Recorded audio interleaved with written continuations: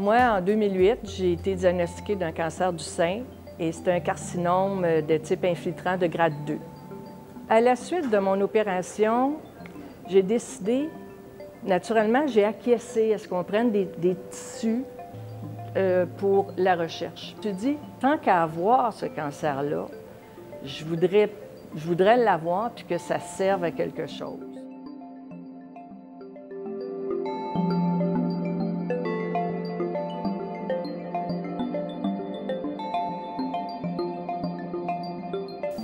À travers le Québec, dans nos biobanques, on a au-delà de 6 000 échantillons.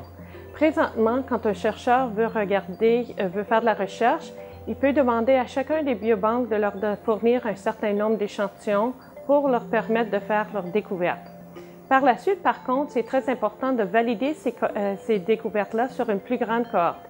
C'est pourquoi nous avons rassemblé plus de 2000 patientes pour créer un micro-étalage tissulaire qu'on va mettre à la disposition des chercheurs du Québec, du Canada et de façon internationale pour pouvoir valider des biomarqueurs qui pourraient être utilisés dans la prise en charge de patientes qui ont le cancer du sein.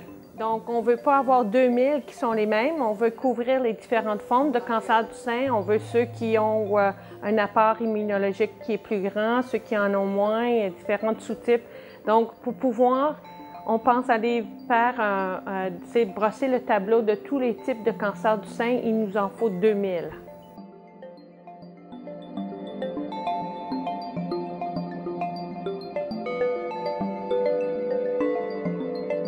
Alors, ils ont développé une nouvelle technique qui s'appelle le micro-étalage tissulaire.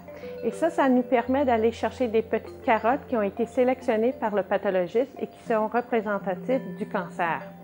Ces petites carottes sont insérées dans ce qu'on appelle un bloc receveur et on peut mettre des centaines d'échantillons dans ce genre de bloc receveur. Alors, une cohorte de 2000 femmes, qui était 2000 lames, devient peut-être 10 lames qu'on peut toutes couper dans une journée et investiguer un biomarqueur à l'intérieur de la même journée. Maintenant, je suis dans ma 7e année. J'ai terminé les traitements d'Arimidex et disons que je n'ai pas de séquelles de tout ça. J'ai toujours dit, quand j'ai eu le cancer du sein, je bénis les femmes avant moi qui l'ont eu.